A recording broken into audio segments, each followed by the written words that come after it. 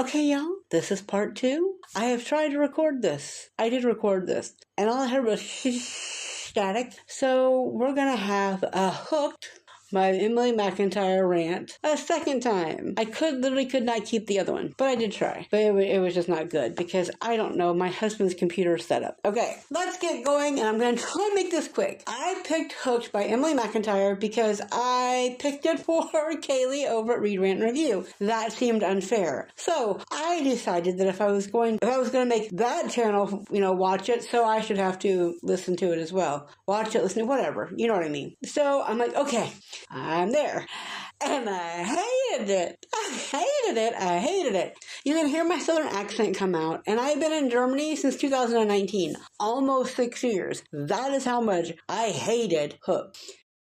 Here's the idea. So you make a dark romance that's a dark retelling of Peter Pan. You somehow make the villain, but the good guy, but not the anti-hero. Just a revengeful person who falls in love and slips into Peter Pan's daughter's pussy and stays there. Yep, okay, there you go. That's in a nutshell. Then there's a lot of betrayal and blah, blah, blah, blah, blah, but whatever. That's nothing. And if you hear the creak, it's because I'm on my phone with my lovely squeaky kitchen table, because that's just what you do. All right. Thankfully, this is a library book. Yay, libraries. So it's an audiobook as well. Yay, audiobooks. I have decided this is the way to go when I'm having to read this stuff. I did not have to read it now, mind you, but I was not going to let Kaylee suffer alone. And if Natalie Megan at Weirdo Book Club can read the whatever fairy tale dark retelling where it's a why choose, I can handle one. I'm never doing this again. So please, let us get to why I hated this book so much. Let's start with Captain Hook. James Barrie. Cool. I'm with you. We're all good.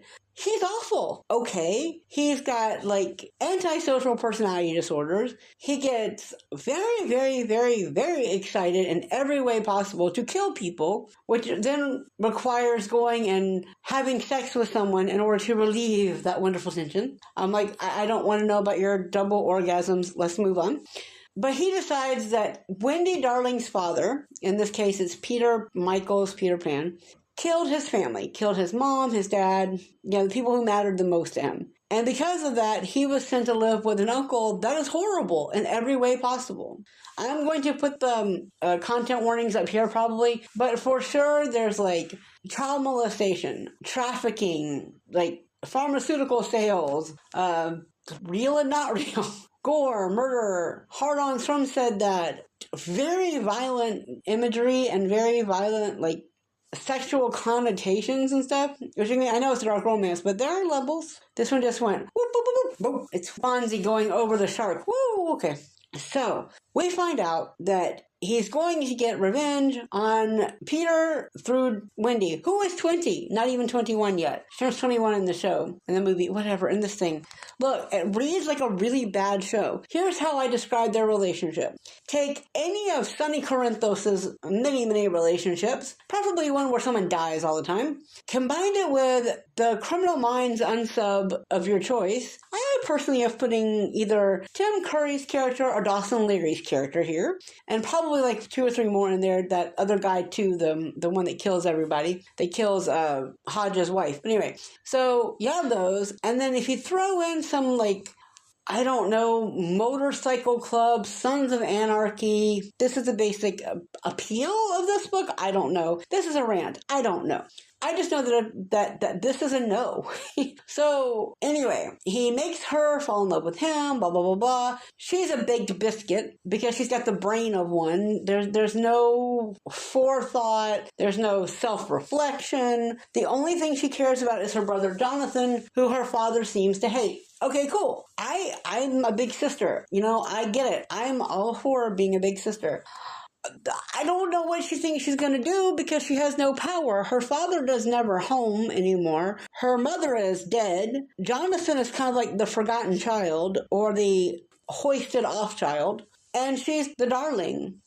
I don't know. Anyway, so she's like 20. She's been taking care of this since she was little, blah, blah, blah, blah. Well, the dad decides he's going to send Jonathan away, and she falls for a hook, blah, blah, blah, blah. There's lots of spice. There's lots of sex. There's lots of spice. There's lots of sex. We will get back to the sex in just a moment. All this, blah, blah, blah. There's a few things that come out. I'm trying not to give too many parts of the spoilers away because there are a few that I didn't necessarily see coming. I didn't necessarily like them, but they were twists, so they're there. But there were just so many things that I just went, this makes literally no sense. In part because it feels like the story, I think, takes place in like a matter of a few weeks, and she's baked biscuit. When I was talking about, so take Sonny and one of his paragons of virtues, we'll say Emily in this case, and Emily Quartermain and he get together. That's what this feels like. Like Wendy is supposed to redeem him with all her goodness, you know, even though she's a little bit of a bad girl underneath all that virgin who can't drive. Because for some reason, when they have sex, like the first time or second time,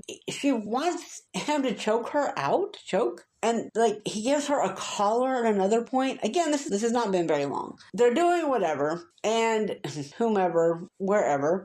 And so my biggest complaint about the sex was literally there's a scene where he's describing basically like having sex with Wendy on top of her father's dead body, like body parts splayed out, and that's a hard-on that does not end. And I'm just like, I don't know, man. There's like psychopaths, and then there's this person. And so I'm like, okay, whatever pathic person you are, go away. There are some valid reasons for him not to like her father, but I don't know. When I'm thinking about sex, I'm not thinking about playing horizontal tango with my partner and there's someone dead underneath me with blood all over everywhere. And that's the theme, by the way. Blood is the theme of this because, surprise, Hook is not just a bad guy. He is not just a villain. He's a drug dealer and an arms dealer, just like, dun dun dun, her father. And I'm just like, okay, whatever. I had no caring. Everyone could rock fall. Everybody dies except for Jonathan because poor Jonathan did nothing. Jonathan existed.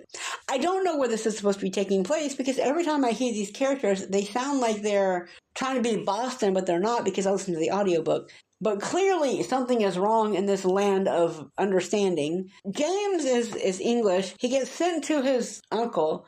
His uncle like molests the hell out of him. Someone saves him, and he turns to drugs and stuff like that to make his money and make his fortune. She's in, like, Baked Biscuit over there is in awe of it. She's terrified by him because he doesn't truly heinous things to her. Like, there are things, I will link you to Kaylee's review because I know Kaylee will talk about it, but he does things to her that are not forgivable, and she's just like, oh, la la la, got some dick, I'm fine now. What the fuck? I have no idea what this is. I don't know what this is. I don't know why this is, but I know that it still should not be is, okay? All right. So that's basically it. Like she's suddenly like this very like sexually curious person. And I was a virgin who was curious too. Like I was, in my early 20s and I was going to CBT parties and all kinds of stuff. Private information there that doesn't really matter.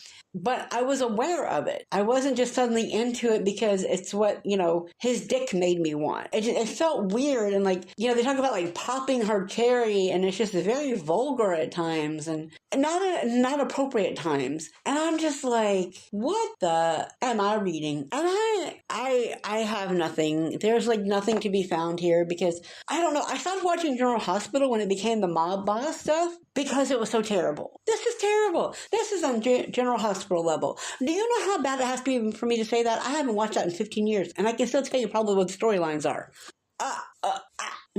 Do you hear my voice? This is my conclusion for this. Don't read it. Save yourself. Go watch the videos from Natalie, Megan, and Kaylee, and I will link them below because they'll be far more entertaining and save your ears and your eyeballs from this massacre of the English language. I gave it 1 star. I'm considering a 0.5 at this point. And I listened to it in just over 4 hours. So that's saying something, I think. In the comments below, tell me if you've read this before. Did you like it? Am I just strange? Is there just something wrong with me? I don't know. I'm not sure. But next time I pick a book for Kaylee, I'm going to pick one better. Well, I didn't pick it, but it was a poll. And I knew the other 2 people had a big problem, so I thought, well, that leaves Hook. And you know what? Hooked can stay hooked far, far away from me. I don't know. I have nothing for you. I'm done. Please, also, if you don't want to talk about this book, because I don't blame you, leave some kind of piratey emoji to let me know you came to the end of this video.